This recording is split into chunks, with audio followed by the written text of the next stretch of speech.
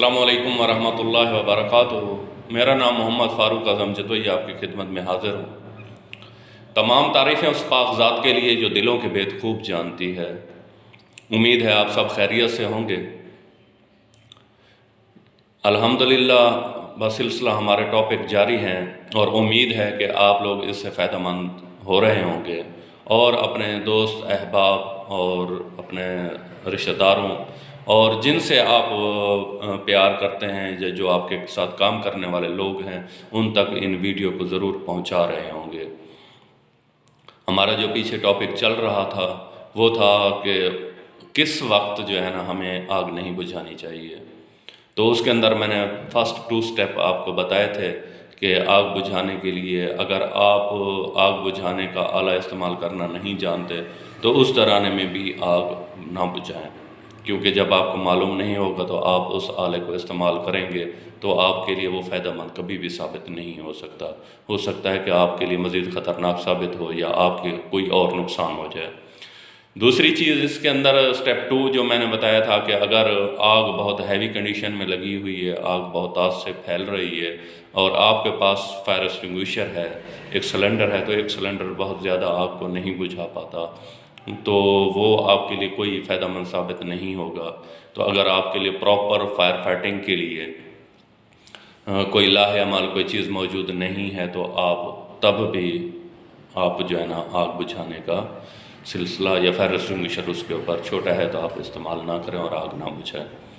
تیسرا سٹیپ ہے اگر آگ بہت تیزی سے پھیل رہی ہے، آگ بہت زیادہ تیزی سے پھیل رہی ہے اور آگ کی رفتار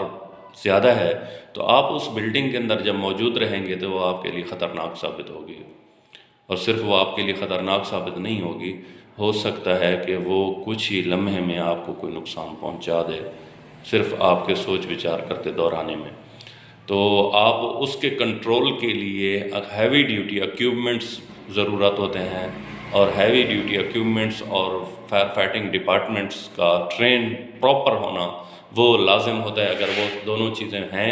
تب آپ آگ بجھائیں، نہیں تو پھر آپ آگ نہ بجھائیں۔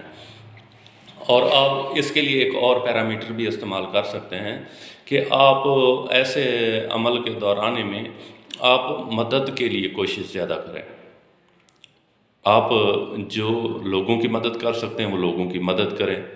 آپ کوئی کسی کو مدد کے لیے بلا سکتے ہیں تو آپ اس کو مدد کے لیے بلائیں، نہ کہ ٹائم ضائع کریں اور ایسے نقصانات کو آپ مزید تقویت ملتی رہے اور یا پھر آپ اپنا کوئی نقصان کر بیٹھیں۔ تو اس کے اندر جو چوتھا سسٹم ہے نا، چوتھا جو ہے نا وہ باہر جانے کا راستہ اگر وہ ایک ہے اور وہ بھی بند ہے۔ اب اس چیز کو آپ بغور طریقے سے ذرا سوچیں اور سمجھیں کہ ایک بلڈنگ کے اندر موجود ہیں آپ، وہاں پر جو ہے نا وہ اب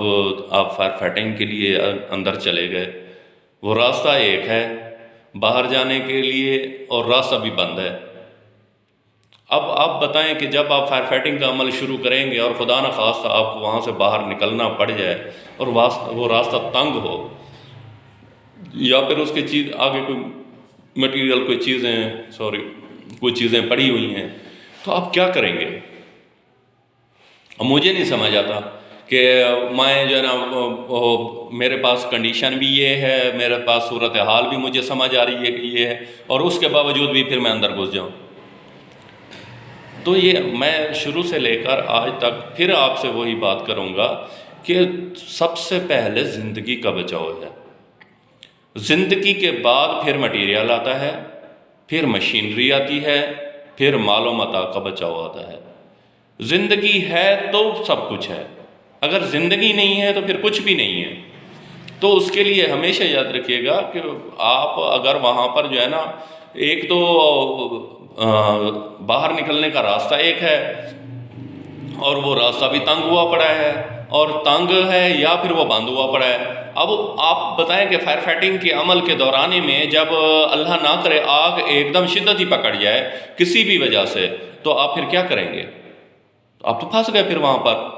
اور جب آپ پھنس جائیں گے تو اس دوران میں یہ آگ ہے، اور آگ کی ہیٹ ہی کم از کم ایسی اتنی نکل جائے کہ وہ آپ کی جلد کو جلا دے یا آپ کے لیے کوئی خطرناک ثابت ہو جائے، تو کیا فائدہ ہوا پھر؟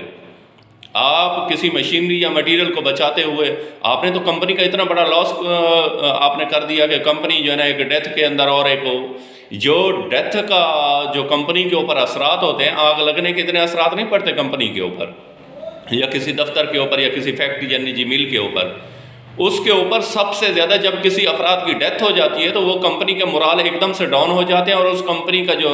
جو ویلیوز ہیں وہ ختم ہو جاتی ہیں۔ تو اس لیے ہمیشہ کوشش کریں کہ اگر کوئی ایسے معاملات آپ کو نظر آتے ہیں تو اس دوران میں بھی آپ آگ بجھانے کی کوشش نہ کریں، بلکہ اپنے آپ کو بچائیں اور سیف ایریا میں لے جائیں۔ انشاءاللہ نیکسٹ پھر میں آپ سے جو ہے نا وہ آگے ٹاپک فائر ہائیڈرنٹ سسٹم کے بارے میں بات کریں گے کہ فائر ہائیڈرنٹ سسٹم کیا ہوتا ہے، فائر ایکسٹنگوئشرز کے اوپر جو اس کی کنڈیشن ہوتی ہے، اور اس کے ساتھ میں آپ کو فائر ایگزٹ ڈورز کے بارے میں بھی بتاؤں گا کہ فائر ایگزٹ ڈور ایک بلڈنگ کے اندر کہاں پر موجود ہوتے ہیں اور کیسے کس کلر کے اندر موجود ہوتے ہیں، اور ان کے لیے نکلنے کے لیے کیا کیا ہمیں ذمہ داریاں ہوتی ہیں جو پوری کرنی پڑتی ہیں۔ تو انشاءاللہ ملاقات ہوگی نیکسٹ ویڈیو کے اندر، تو دعاؤں میں یاد رکھیے گا۔ اللہ حافظ۔